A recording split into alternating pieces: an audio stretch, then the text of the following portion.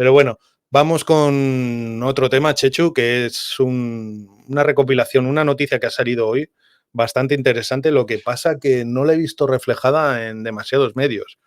Y es que el gobierno ucraniano ha cesado a la cúpula de defensa. Aquí lo comparto con vosotros. El gobierno ucraniano ha acordado el cese de todos los viceministros del Ministerio de Defensa y secretarios de Estado como un paso más en el proceso de cambios dentro del propio ministerio, iniciado pues con la salida hace 10 días, 15 días del exministro Oleksiy Reznikov. Entre los cargos destituidos se encuentra la viceministra ya famosa, la portavoz ucraniana Hanna Maliar, encargada de comunicar a la opinión pública el desarrollo de las operaciones militares. Pero junto a ella han sido cesados pues toda la cúpula, Gavrilov, Zalinsky, Saparov, etcétera, unos cuantos. Esta chica, señora ya Maliar, es una abogada especializada en crímenes de guerra que ha servido en su puesto como portavoz desde 2021. Así que ha habido un poco de polémica porque la semana pasada Maliar recibió críticas por informar de que las tropas ucranianas habían reconquistado Andrivka, una población cercana a Bakhmut, de la que ahora hablaremos y que ahora sí está en manos de Ucrania. Parece ser que unas horas después lo tuvo que desmentir en Reuters. ¿Qué te parece, Chechu? Bueno, ¿Cómo lo ves? En el caso de esta señora, yo creo que lo que le ha perdido ha sido errores de comunicación. Pero si nos vamos a todo el ministerio y, es más, vamos a toda la administración ucraniana, tiene un gran problema heredado también de la época soviética Sí. de gran corrupción. O sea, esto es una... Y el presidente Zelensky antes de la guerra ya dijo de que cuando él entrara en el gobierno que iba a hacer este tipo de limpias, tanto en las Fuerzas Armadas como en toda la administración pública.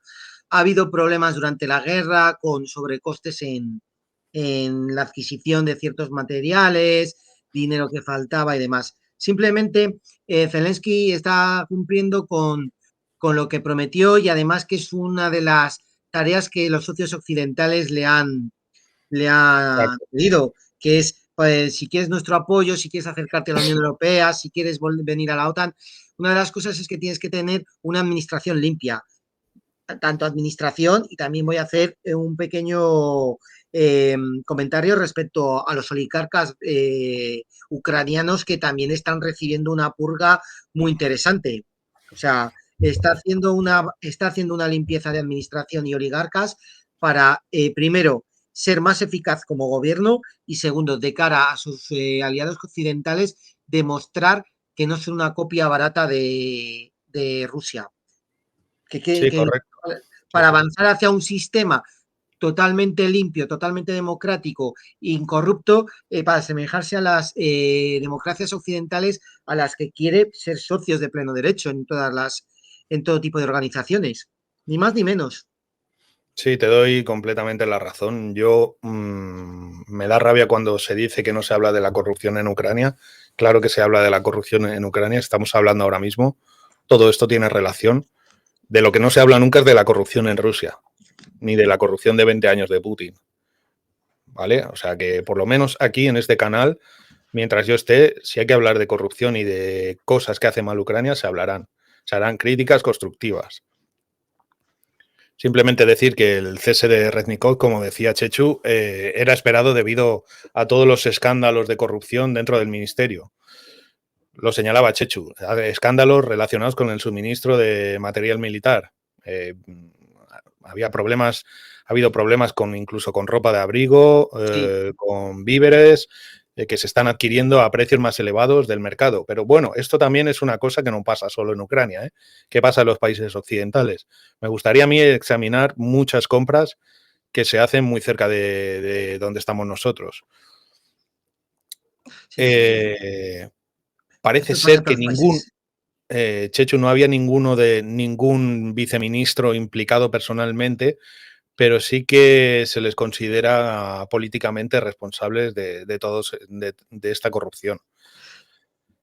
Sí, desde No luego. sé, yo lo veo, la verdad que lo veo bien. El nuevo ministro de Defensa, Umerov, comentó en Facebook que habían reseteado el ministerio y que habían empezado de cero. El ministerio desde ahora iba a trabajar como de costumbre. O sea que este hombre, por lo menos, parece que quiere mover unas cuantas cosas. No, vamos a ver, es que ya no es simplemente el dinero de Ucrania, es que es dinero y material que se le está dando por parte de los países occidentales. O sea, tú no puedes dar, entre comillas, una cosa es que tú con tu dinero hagas lo que quieras en tu país, pero otra cosa es además que se te está inyectando las ingentes cantidades de dinero que se le están dando al gobierno ucraniano. Evidentemente, a nadie le gusta dar dinero y que con ese dinero otros se enriquezan en vez de utilizarlo donde tienen que utilizarlo. O sea, yo creo, estoy seguro de que las reuniones que tiene con la Unión Europea y con los restos de aliados, este tema ha salido en las negociaciones. Y evidentemente yo pienso que los socios y aliados le han pedido una serie de medidas. Yo lo haría, está claro. Sí, habían problemas también con el tema del reclutamiento. Al parecer se cobraban pequeños sobornos en los distritos militares. Esto está pasando también en Rusia, o sea, no nos engañemos. La gente que tiene dinero está escapando del conflicto como puede. El que no está fuera está sobornando en los pequeños centros de reclutamiento desde médicos, desde forenses hasta los militares encargados y funcionarios. O sea que esto no es una cosa únicamente de Ucrania. Quería hacer un apunte, Chechu, sobre el nuevo ministro de Defensa, que yo no sé si la gente lo conoce un poco. Eh, una persona nada conocida. Sí que es cierto que había estado en negociaciones, en las famosas negociaciones con Rusia. Creo que fueron en marzo-abril del 22. Sí. Umerov tiene 41 años. Es político y estadista, empresario ucraniano de origen tártaro, de Crimea. La verdad que es bastante interesante su historia. Nació en 1982 en Uzbekistán, en la ciudad de Samarcanda, famosa ciudad histórica, en una familia de inmigrantes. En el 44 las autoridades soviéticas deportaron por la fuerza a la familia junto con otros tártaros de Crimea, Asia Central. La familia de Umerov pudo regresar a Crimea a finales de la década de los 80 y principios de los 90. Su fama, entre comillas, aunque no es uno de los personajes más famosos del gobierno Zelensky, su fama llegó por las negociaciones que había tenido con Rusia y también los intercambios de prisioneros. Ha sido uno de los artífices de numerosos intercambios de prisioneros en los últimos meses. No sé si recordáis, ¿te acuerdas, Chechu, que hubo una polémica porque un grupo bueno, cuando estaba negociando Ucrania o el gobierno ucraniano con Moscú, se llegó a decir que habían sido envenenados. ¿Lo recordáis esto? No sé si lo recuerdas, Chechu. Sí, me suena algo Sí, de que pues él estaba, había una historia. sí, él estaba en la delegación en la que sucedió todo esto y lo desmintió, no sé si fue por Facebook o por Twitter. O sea que al final no sucedió lo que dábamos por hecho, que es que habían envenenado, entre comillas, no envenenado mortalmente, pero sí envenenado como para que no pudieran estar negociando de forma relajada con las Bueno, autoridades rusas. la verdad, Una trampa que cualquiera que conozca un poco Rusia podríamos pensar que podrían haber llegado a hacerlo, la verdad. la verdad que con el amplio expediente que tiene Putin y sus Exacto. secuaces a las espaldas de los zumos de polonio, Sí, es muy posible, ¿eh? sí, pero no, esta vez hay que desmentirlo. Esta vez hay que ser legales y desmentirlo porque él mismo lo desmintió. Él fue también el que voló a Arabia Saudí durante el complejo intercambio de prisioneros en otoño del 2022. Y me imagino que también estuvo implicado en las negociaciones que hubo sobre el batallón Azov que estaban en Turquía, toda esta historia. Él es una persona, parece ser, bastante Es hábil un a la hora guiño, de negociar. es un guiño hacia el mundo musulmán, hacia Turquía y a los países de Oriente Medio por su origen y que es musulmán. Y yo creo que es un guiño también han aprovechado para esos países. Sí, es interesante. Por aquí señalaban que no ha sido acusado nunca de corrupción, ni de malversación de fondos, ni tampoco de especulación, que ya es un punto a su favor. Y parece ser que no es un político profesional.